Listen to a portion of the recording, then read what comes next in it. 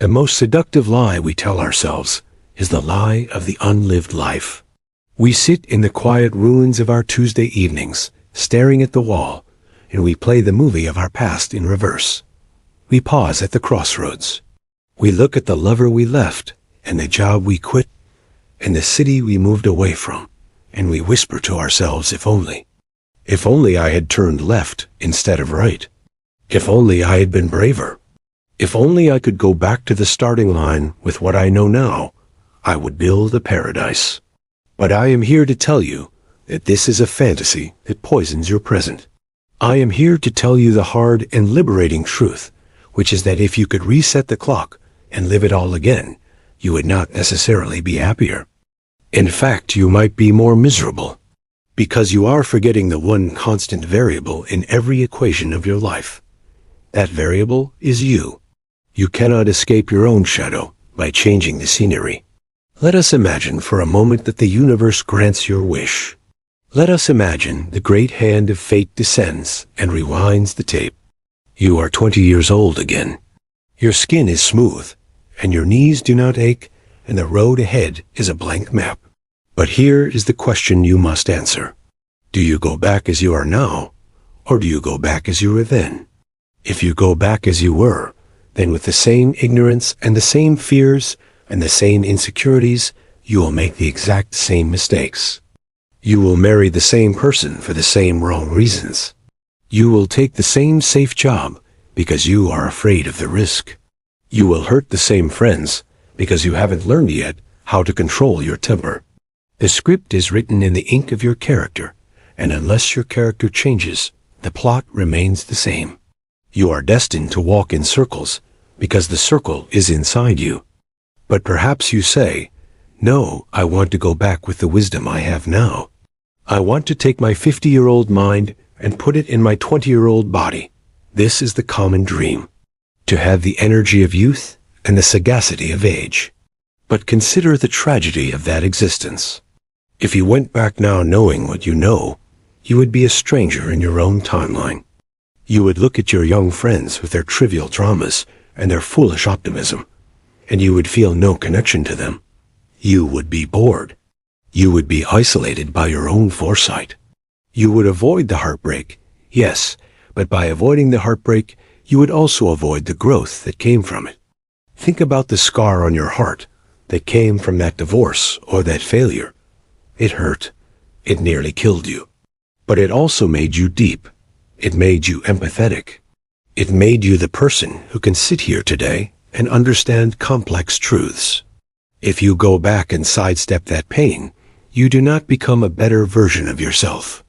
You become a shallow version of yourself. You become a ghost haunting a life that has no weight because it has no consequence.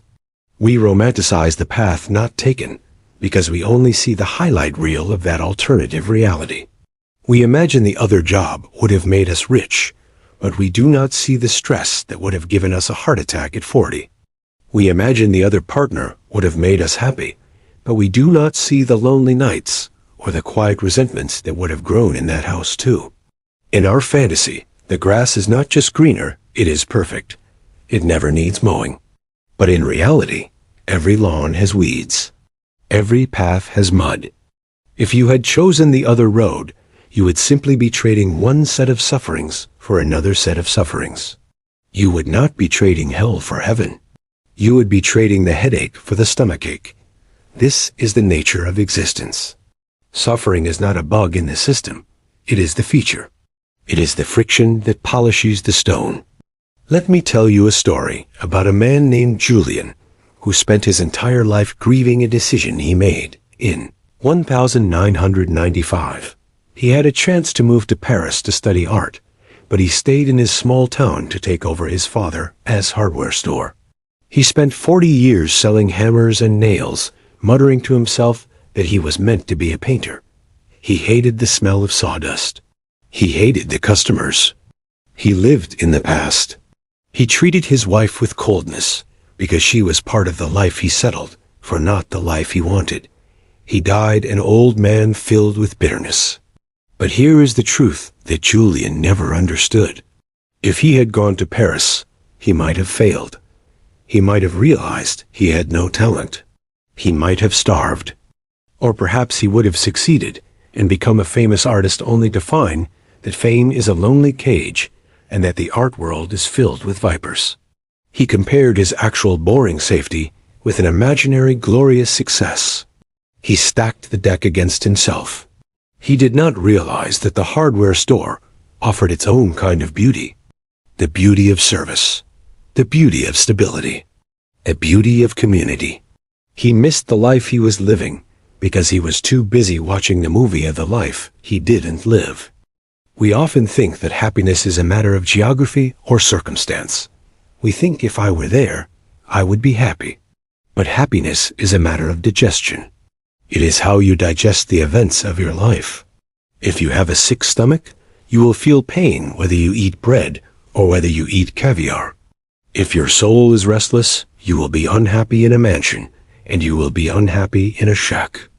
The problem is not the choices you made. The problem is your refusal to make peace with those choices. When you reject your current reality, you are rejecting the only thing that is real.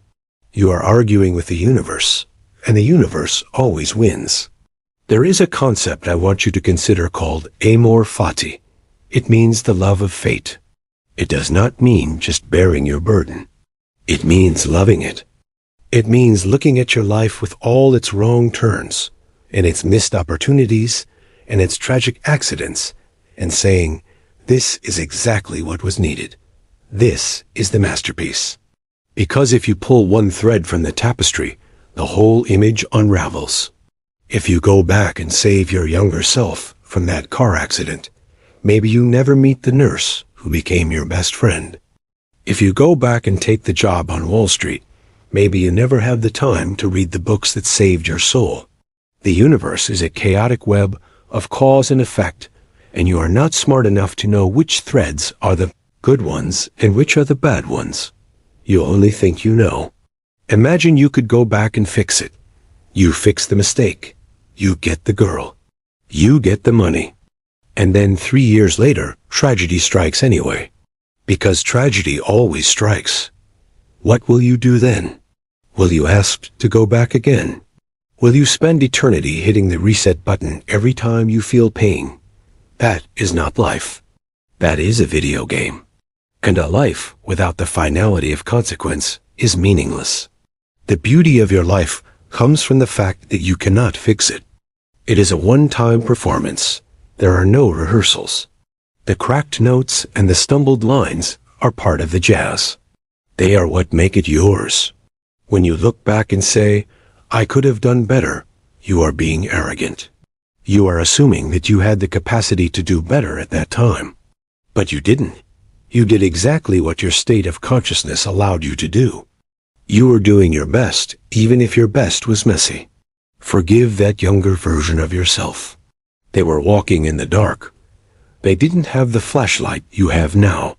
Do not punish them for stumbling. And do not delude yourself into thinking that a different choice would have led to a permanent state of bliss. A human mind is designed to adapt.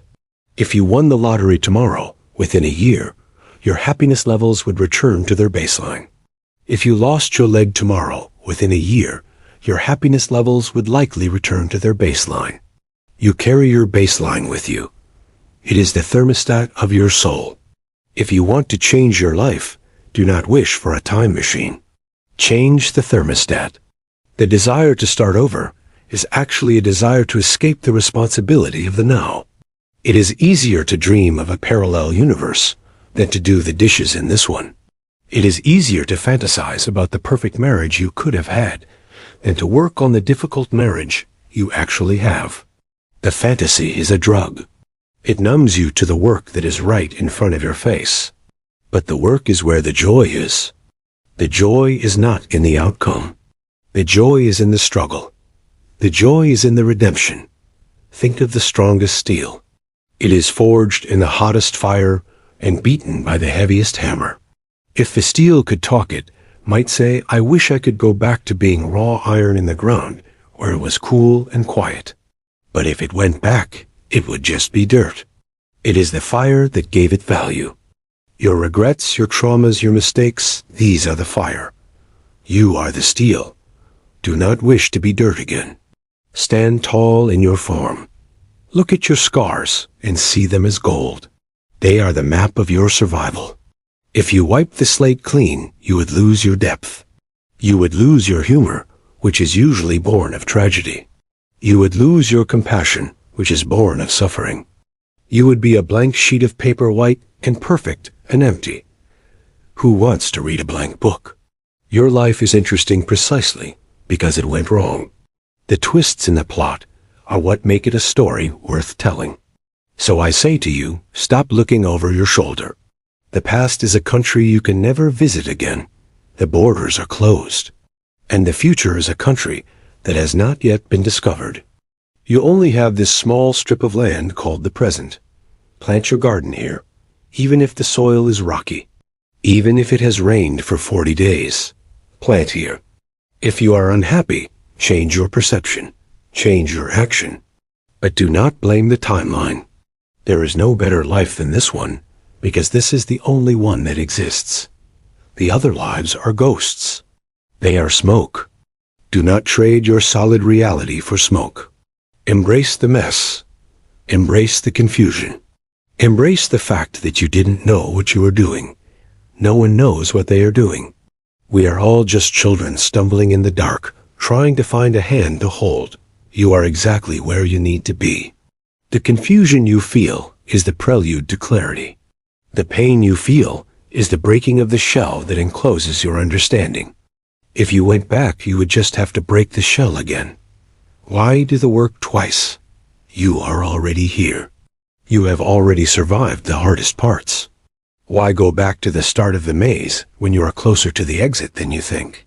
Take a deep breath. Look at your hands. These are the hands that made the mistakes. And these are the hands that can build the redemption. You do not need a second chance. You need to take the first chance seriously. This is it. This breath. This moment. This is the start over. You don't need a time machine. You just need to open your eyes. The life you are looking for is not in the past. It is hiding underneath the fear you are feeling right now. Let go of the ghost of the person you could have been. That person does not exist. He is a phantom who comes to steal your joy. Banish him. Hug the person you are. The flawed, broken, beautiful person who is still standing. That is the hero of the story. Not the one who made no mistakes, but the one who kept walking after making them.